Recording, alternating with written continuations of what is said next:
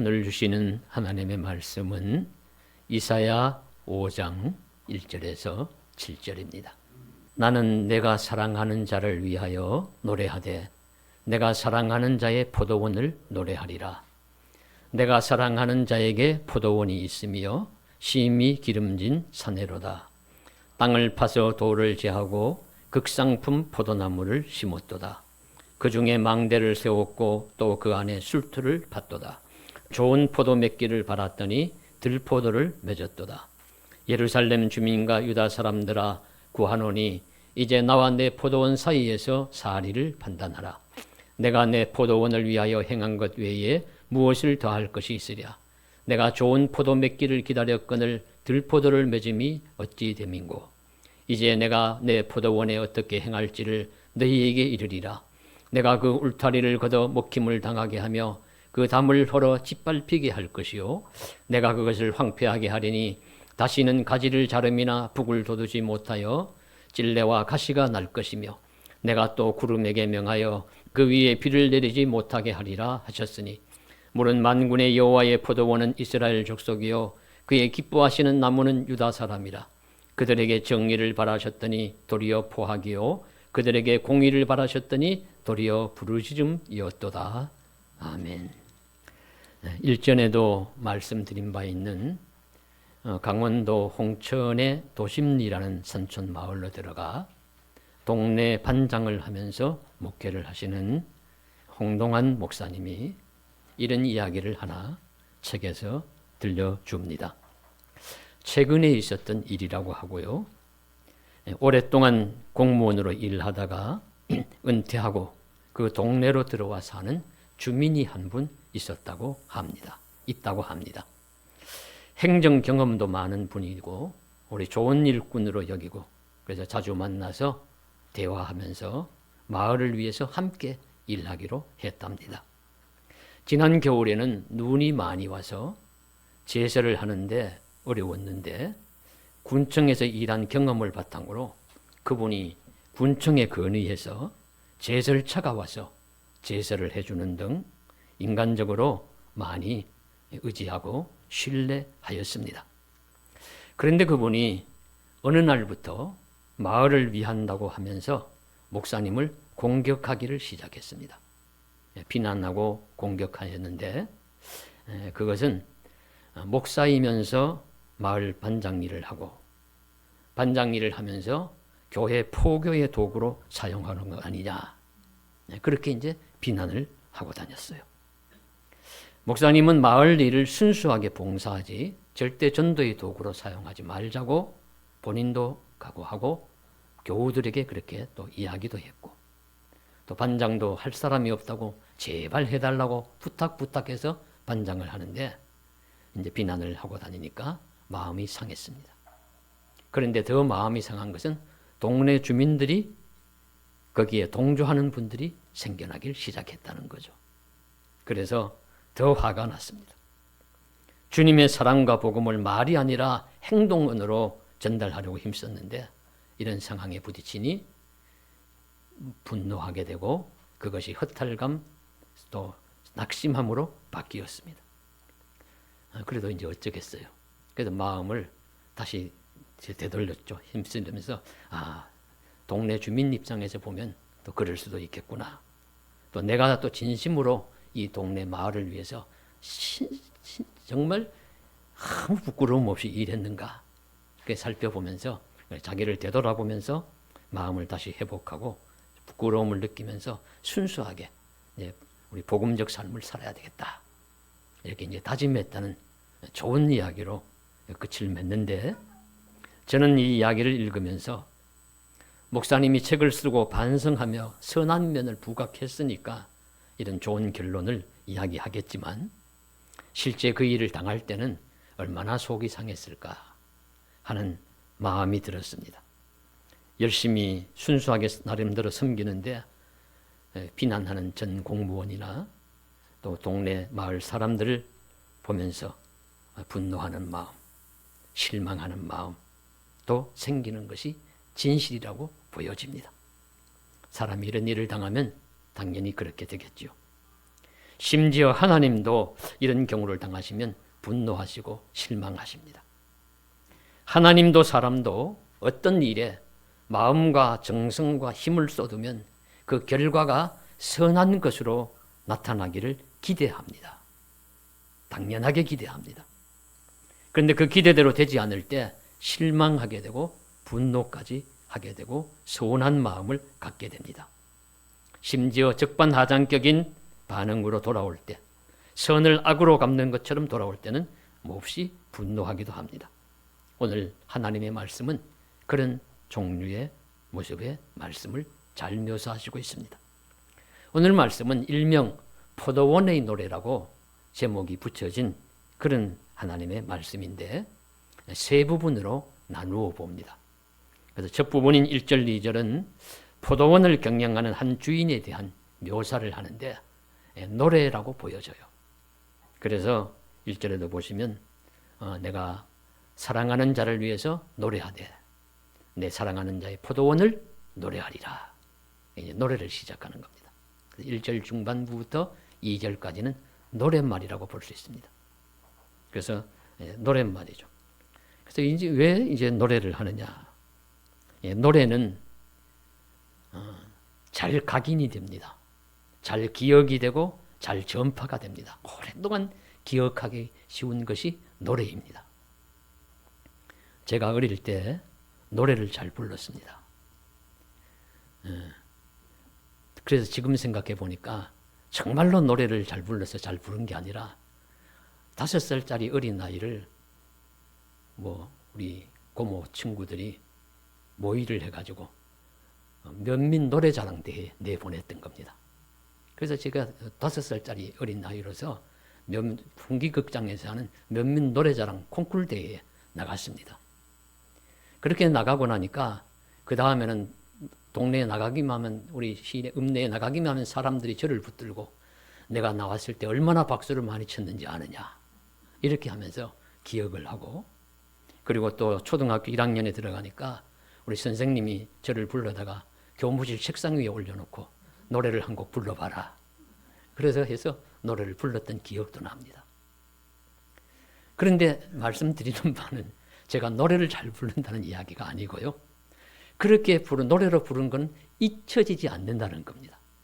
그때 불렀던 노래가 임이라는 노래인데 목숨보다 더 귀한 사랑이건만 창살 없는 감옥인가 만날 길 없네. 이런 노래예요. 5살짜리가 그런 노래를 부르고 다녔으니까 아마 동네 사람들이 좀 죽여주었던 것 같습니다. 그게 지금 50년, 60년이 지난 다음에도 잊혀지지 않고 제가 일부러 기억하려고 하는 게 아닙니다. 이 노래 가사가. 노래를 불렀기 때문에 기억이 되는 겁니다. 이와 같이 마찬가지로 하나님도 이 선지자를 통해 가지고 그냥 말로 평이하게 전달하기보다는 노래로 전하면 더 깊이 각인되고 더 널리 전파되고 오랫동안 기억될 것이다. 그런 효과를 노리는 것이죠. 그래서 노래를 하는 겁니다.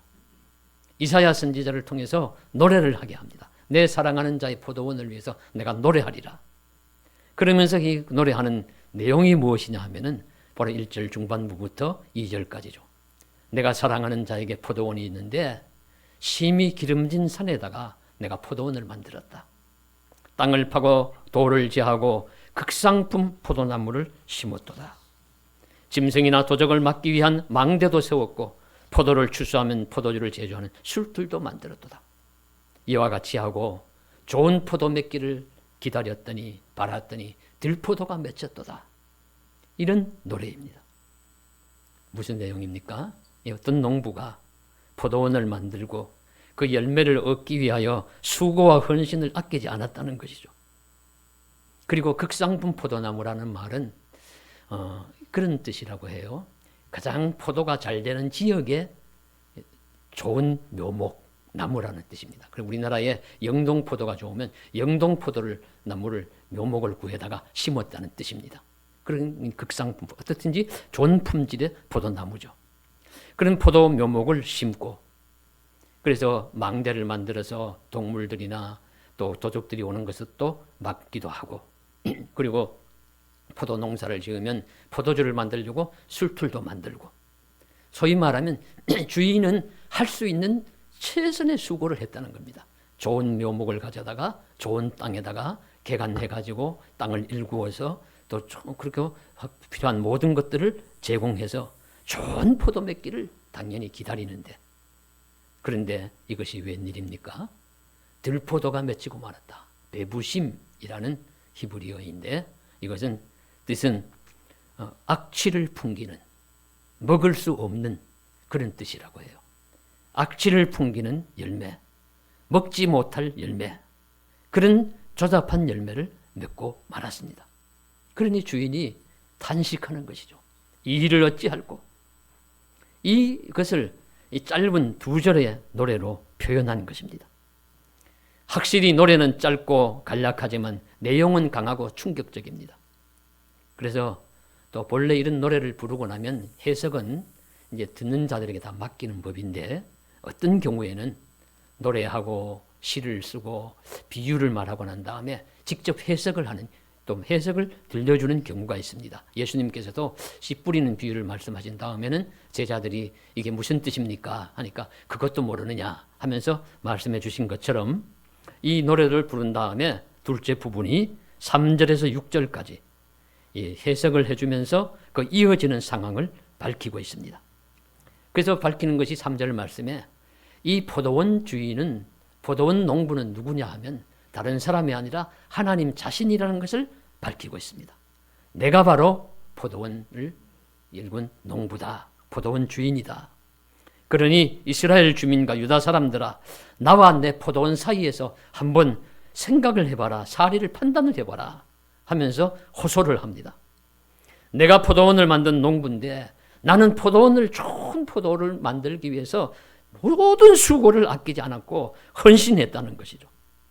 땀을 흘리고 수고하고 포도원을 만들고, 그래서 좋은 포도 나기를 기다리는 것은 잘못된 것이지 아니지 않느냐. 그런데 좋은 상품의 포도가 아니라 하품도 못 되는, 먹지도 못할 들포도를 맺음이 어찌된 일이냐. 이럴 수가 있느냐. 주인의 수고가 헛되이 돌아갔다는 것입니다. 깊은 서운함, 실망이 가득 찹니다. 그래서 주인이 내가 이렇게 하겠다는 거죠. 내가 이제는 울타리를 헐겠다. 담을 헐어서 짐승이 와서 훼손하든지 도둑들이 와서 다 황폐화시키든지 그대로 내버려 두겠다.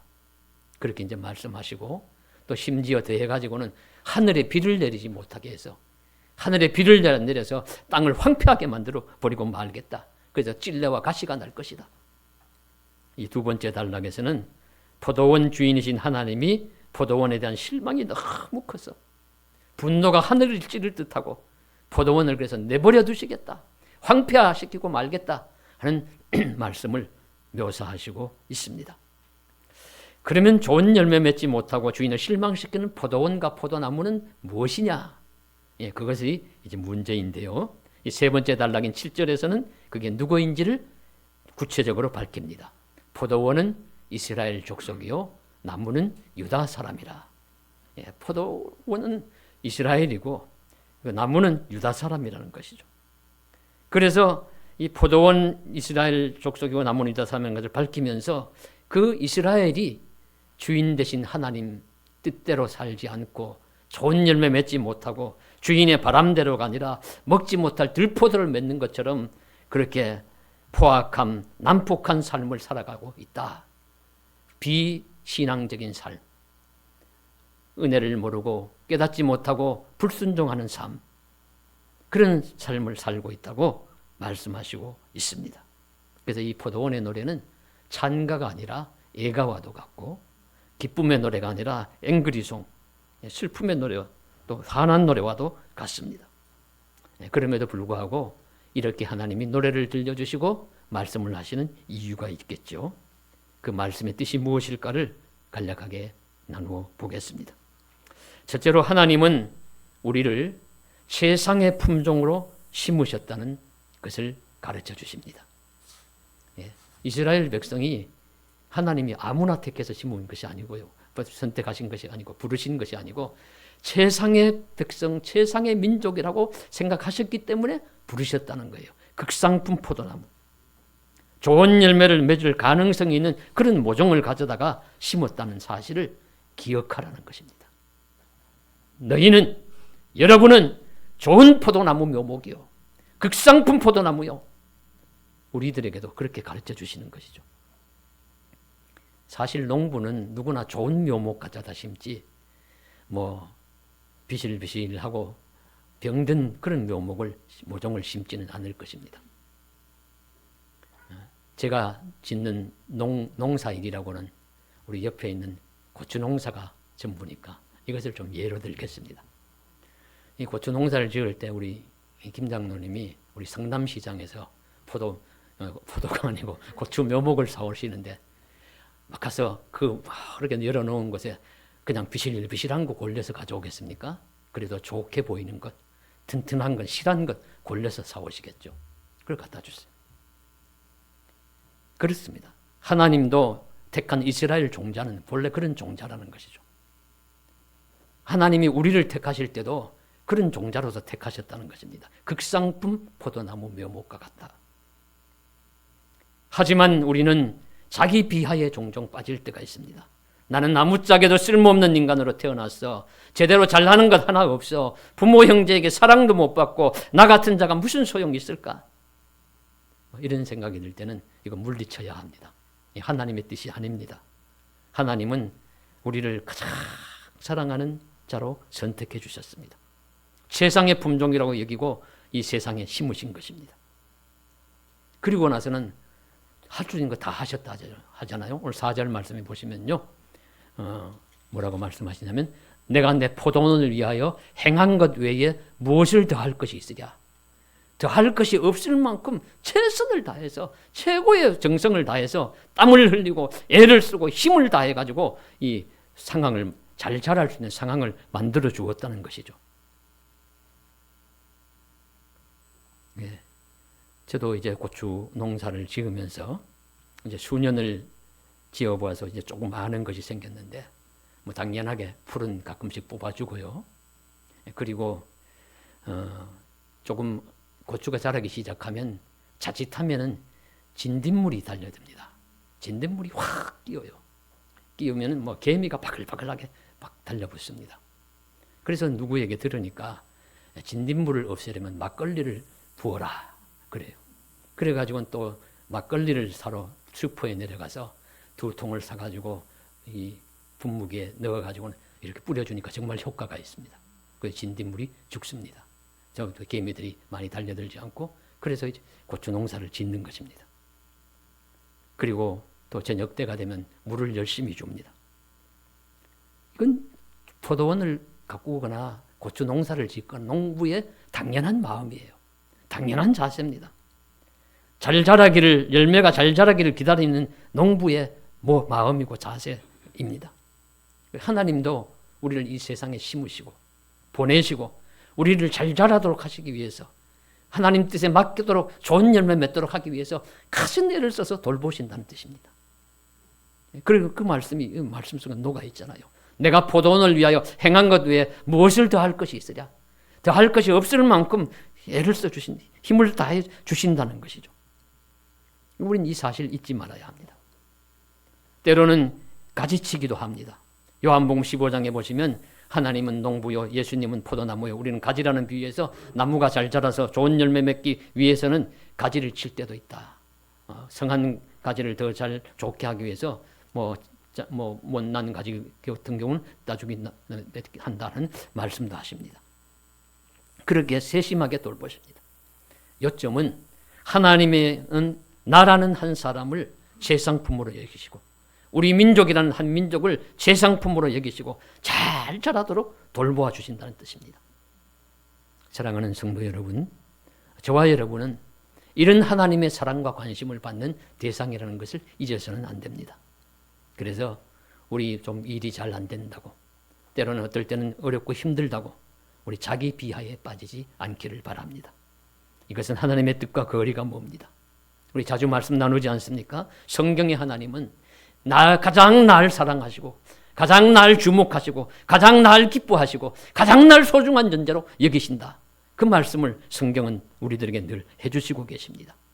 하나님은 나라는 존재를 귀한 묘목으로 여기시고 이 땅에 심으셨다는 사실을 믿으시길 바랍니다. 저와 예배하시는 성도님 여러분도 하나님의 택하신 극상품 포도나무와 같은 최상의 품종임을 확실히 믿으시는 은혜가 있으시기를 주님의 이름으로 간절히 축원합니다.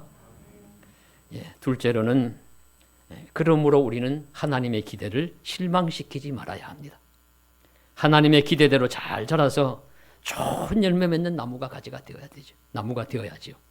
그런데 유감스럽게도 이스라엘과 유다는 그렇지 못했습니다. 그래서 오늘 노래의 분위기는 실망, 하나님의 실망, 하나님의 안타까움, 하나님의 분노입니다. 좋은 열매 맺지 못했기 때문입니다. 어쩐 일인지 악취를 풍기고 조잡한 열매를 맺고 말았습니다. 그래서 주인은 당황합니다.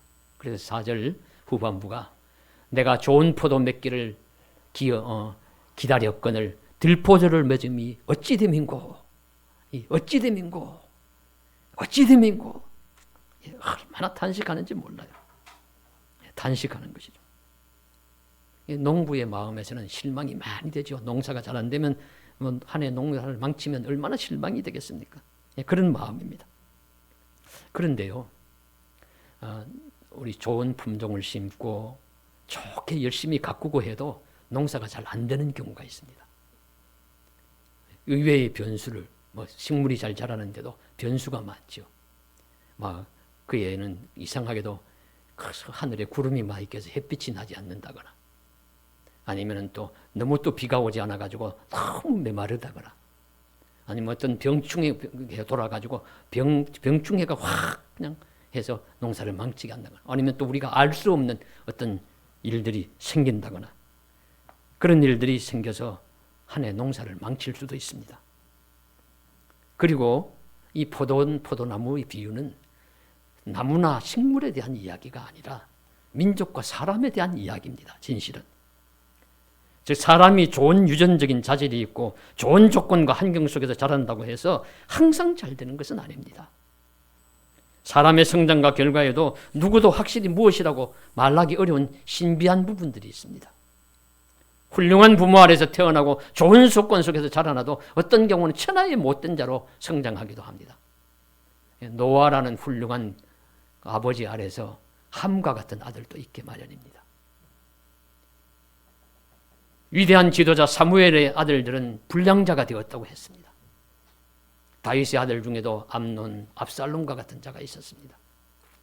유다의 열왕 중에 히스기야는 훌륭한 믿음의 왕이었는데 그가 낳은 므낫세라는 아들은 천하의 악한 왕이 되었습니다. 예수님이란 훌륭한 스승 밑에서도 가룟 유다라는 제자도 있게 마련입니다. 이런 경우는 좋은 품종을 심고 좋은 환경을 만들어 주어도 못된 열매를 맺는 나무와 같습니다. 좋은 포도 맺기를 기다리는 주인에게 들포도를 주는 못된 나무와도 같은 것이죠. 아버지를 주인을 실망시키는, 그 주인으로 하여금 이게 어찌 된 일인가 탄식하게 합니다. 바로 구약 이스라엘 백성이 그러했습니다. 선지자는 책망합니다. 그런 백성에게 선지자를 통해서 하나님은 자신의 마음을 표현하는 것입니다. 이 일을 어찌할꼬, 이게 어찌 된 일이냐. 이래서 이 교훈의 말씀을 읽고 듣는 모든 사람들에게 하나님은 당신은 그런 자가 되지 말라고, 너는 그렇게 되지 말라고 말씀하시고 있습니다. 그래서 오늘 우리도 이런 포도원과 같은, 이런 이스라엘 백성과 같은 하나님을 실망시키는, 주인을 실망시키는 자가 되지 않기를 간절히 바랍니다. 구약 이스라엘의 모습은 신약 시대까지 이어져서요. 예수님 시대에도 보면 그저 많은 비유의 말씀이 나오는데 그 비유의 말씀에 많은 내용 중에서 유다 이스라엘 백성에 대한 하나님의 실망이 많이 나타나요. 그래서 어떤 농부가 또 포도원에다가 무화과 나무를 심었는데 3년이 지나도 아무 열매도 맺지 않으니까 찍어버려라. 그러니까 그 종이 제발 한 해만 더 주십시다. 그리고 한 해 더 둔다고 말씀을 하시고는 그 이후에는 어떻게 되었다는 말씀이 나오지 않아요. 진행형이죠. 그렇게 벌을 받고 그 상태로 살아가는 이스라엘의 모습을 책망하시는 말씀이라고 보여지고요. 혼인잔치를 베풀고 많은 사람을 초대했는데 다 변명하면서 오지 않습니다. 그저 결혼했으니 가야 되고 소를 샀으니 가야 되고 밭을 샀으니까 가야 되고 변명하면서 오지 않네. 또 주인이 실망해서 강권에서 내 집을 채우라. 아무 사람이라도 다 데려다가 채우라 하시면서 주인의 실망하며 분노하는 모습을 보여주는 것도 이스라엘 백성에 대한 모습이고, 예수님이 길을 가다가 아침에 일찍이 가시다가 무화과 나무를 발견하고 무화과가 있는가 가보셨는데 잎만 무성하고 열매가 없으니까 탄식하시며 저주하셨는데 그것도 비유 행동이야. 그 역시 열매 맺지 못한 이스라엘과 같은 그 민족에 대한 하나님의 서운하시고 책망하시는 마음을 표현하는 것입니다. 하나님의 실망과 분노를 자아내는 당시 이스라엘의 모습, 인간의 허물과 불신앙을 많이 보여주시고 있습니다. 그러므로 이런 말씀들을 통해서 하나님은 우리에게 그런 사람, 그런 교회, 그런 민족이 되지 않기를 간절히 바라시는 것입니다. 그래서 우리는 하나님의 실망의 대상이 아니라 하나님의 소망, 하나님의 기대대로 되는 은혜의 역사가 나타나야 될 수 있을 줄로 믿습니다. 그래서 하나님이 보시고요, 아이고 내 기대가 어긋나지 않았어. 그런 이제 막 무릎을 탁 치시면서 그래 내가 바로 본 대로 내가 틀림없이 잘 보았지. 이런 이제 말씀을 하시도록 해야 되겠죠. 구약 우리 창세기 요셉이 우리 애굽의 총리 대신이 되었을 때요. 그래서 야곱을 아버지 야곱과 그 가족들을 다 애굽으로 데리고 가서 흉년에 살게 하고 아마 좋은 집에다가 좋은 땅에다 잘 편안하게 살게 했을 것입니다. 그때 아버지 야곱이 탁 떠오른 생각이 무엇이 떠올랐을까요? 꿈 이야기가 생각났을 겁니다. 요셉이 어릴 때 꿨던 꿈 이야기. 여러분 잘 아시지 않습니까? 그래서 자기가 요셉이 벤 곡식단이 중앙에 딱 서니까 다른 단들이 쭉 둘러서서 내게 절하더이다. 내가 곡식단에게. 형들이 미워하지요. 이놈아 나만 잘났냐. 이렇게 이제 미워하는데, 그 다음에 또 그런 분위기도 잘 모르고 어린 요셉이니까 해와 달과 11별이 내 별 보고 절하더이다. 꾸벅꾸벅 깜빡깜빡 절하더이다. 그러니까 이게 이제 야곱이 거들죠. 이거 그냥 뒀다가 너무 미움받겠다 싶으니까 야 얘야 아버지와 어머니와 그리고 너희 형들이 내게 다 절하겠느냐. 그러면서 덧붙이는 말씀이 나옵니다. 창세기 37장 11절에 한 줄 덧붙이기를, 그의 형들은 시기하되 그의 아버지는 그 말을 간직해 두었더라. 그의 형들은 시기하되 그의 아버지는 그 말을 간직해 두었더라. 복선이죠. 문학에서 말하는 복선입니다. 이것이 어떤 기점이 되어가지고 어떤 사건이 연관될 것이다. 숨어서 연관될 것. 그런 의미로서 야곱은 마음속에 혹시 이 아이가 자라서 정말 그렇게 되지 않을까 하는 기대를 했다는 것이죠. 그런데 요셉은 죽었다는 소문이 나고 죽게 되고 이 우여곡절을 거치다가 결국은 살아서 애굽의 총리가 되어서 자기를 편한 형제들을 다 모아서 결국 부모 형제 다 자신에게 절하는 것 같은 그런 대로 되었으니까 딱 생각나는 것이 그 꿈이 생각나지 않겠습니까? 맞아.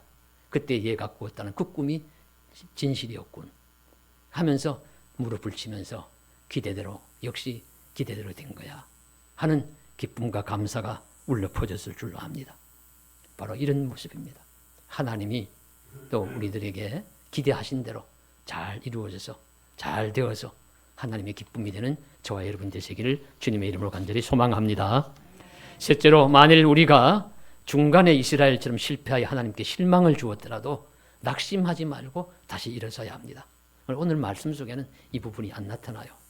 그저 안 나타나고 유다와 이스라엘은 처절하게 실패했다. 우리 7절 말씀해 보시면은 포도원은 이스라엘 족속이요 나무는 유다 사람인데 그들에게 바란 정의와 공의는 사라지고 포악과 비통한 부르짖음만이 남았다고 말씀하시고 있습니다. 여기서 하나님이 바라신 열매인 정의와 공의는 우리 히브리어로 미시파트와 제데크라는 말을 사용합니다. 구분하기가 쉽지는 않습니다. 우리가 영어로 저스티스와 라이토스를 무엇으로 구분하겠습니까? 다 같이 의롭다는 말인데 그와 같은 말로 영어 성경은 표현을 하고 있는데 성경학자들은 이렇게 이야기합니다. 미시파트라는 정의는 법정에서 말하는 공과 사를 엄격하게 가리고 정의와 불의를 엄격하게 가리는 그런 의로움을 표현하는 것이고, 제다크라는 히브리어 이 공이라는 말은 그 정의는 정의인데 사랑이 포함된 정의라고 그렇게 말씀으로 해석을 합니다. 어쨌든지 이 이스라엘은 이 두 가지에서 다 실패했다는 거예요. 올바르게 살아가는 법정적인 정리도 실패하고 사랑이 깃들어진 그런 연민이 깃들어진 그런 의로움도 실패해서 하나님을 올바로 믿지 못하고 정의가 아닌 불의를 사랑이 아닌 미움을 믿음이 아닌 불신의 삶을 살았다는 말씀입니다. 만일 이대로 끝이 나면은 애통하지요. 통탄할 일이지만은 그러나 하나님은 이 이사야서는 말씀이 계속이 되어서 이제 끝부분으로 갈수록 하나님의 소망과 하나님의 바람과 하나님이 회복할 기회를 주신다는 말씀이 이어집니다. 그래서 이사야서 40장 이후로 가면 꾸중과 책망과 심판의 말씀을 주로 하시는 것이 아니라 끊임없이 회복에 대한 소망의 말씀을 주십니다. 하나님은 내 백성을 위로하라, 내 백성을 위로하라고 외치십니다. 그리고 버림받은 것처럼 울고 있는 백성들에게 나는 결코 너희를 잊지 않았고 나는 결코 너희를 버리지 않았다고 말씀하십니다. 반드시 다시 찾으리라고 말씀하시고 주옥 같은 말씀으로 회복의 소망을 주십니다. 장막터를 펴고 처소의 희장을 아끼지 말고 널리 펴라고 하시고 줄을 길게 하고 말뚝을 견고히 하라고도 말씀하십니다. 하나님의 손이 짧아 구원하지 못하심도 아니요 귀가 둔하여 듣지 못하심도 아니라고 하십니다. 하나님의 부르심에 응답하라고 촉구하십니다. 그러면 하나님의 백성이여 일어나라, 내 백성이여 일어나라, 빛이 되라고 말씀하십니다. 결국은 하나님이 펼쳐주실 새하늘과 새 땅이 임재할 것이라는 소망을 주십니다. 하나님이 새하늘과 새 땅을 창조하셔서 그곳에 하나님의 정의와 공의가 온전히 성취되는 그 모습을 하나님은 분명히 보실 것이라고 그런 희망, 기대를 주시고 있습니다. 이 소망을 주시는 것이 선지서의 말씀입니다. 이 선지서의 예언의 꿈과 노래는 예수님께로 이어집니다. 그래서 예수님이 하나님의 아들로서 세상에 오셔서 그를 믿는 자에게 행복과 소망의 열쇠를 주십니다. 그래서 예수님은 편견과 차별이 없으시지만 특히 실패자들에게 가까이 다가가셨습니다. 병들고 약한 자들에게 다가가셨습니다. 세리, 죄인, 병자, 가난한 자, 여성, 아이들, 세상의 위로와 꿈과 소망이 필요한 자들이었습니다. 그들도 하나님 안에서 좋은 품종들이라는 것을 가르쳐 주시고 정의와 공의의 열매를 맺을 수 있음을 말씀하십니다. 하나님은 기대가 그들에게도 있다는 것을 가르쳐 주시는 것입니다. 그래서 결국에는 그들을 통해서 포도원의 아름다운 열매가 맺히는 것처럼 좋은 결과, 아름다운 결과를 기다리고 기대하고 계십니다. 바로 우리들도 그런 대상입니다. 하나님의 꿈이요, 하나님의 노래요, 하나님의 하시는 아름다운 열매입니다. 그래서 우리가 이 하나님의 꿈이요 소망이라는 이 진실을 기억하면서 선지자의 꿈이 하나님의 소망이 예수님의 기대가 우리 한 사람 한 사람이 좋은 열매가 됨으로써 이루어질 수 있음을 믿고 은혜 가운데 살아갈 수 있기를 주님의 이름으로 간절히 소망합니다. 기도드리겠습니다. 사랑하는 하나님 아버지, 우리 포도원의 노래 이사야서 5장의 말씀처럼 우리 이스라엘 백성처럼 우리는 하나님을 실망시키고 노하시게 할 때 많지만 하나님은 끝까지 소망을 잃지 아니하시고 회복시키시고 다시 돌아오라고 하시고 좋은 열매 맺도록 인도하시고 결국에는 새하늘과 새 땅에서 하나님의 아름다운 열매로 풍성하게 해주실 줄로 믿고 감사드립니다. 우리의 삶 속에서도 하나님이 우리를 소중히 여기시는 극상품 포도나무로 심으셨다는 것 늘 기억하면서 잘 자라기를 원하고 좋은 열매 맺어서 주인 되신 하나님을 기쁘게 하고 그리고 우리 자신도 삶의 의미가 넘치게 하여 주시옵소서. 우리 주님 예수님의 이름으로 간절히 기도드리옵나이다. 아멘.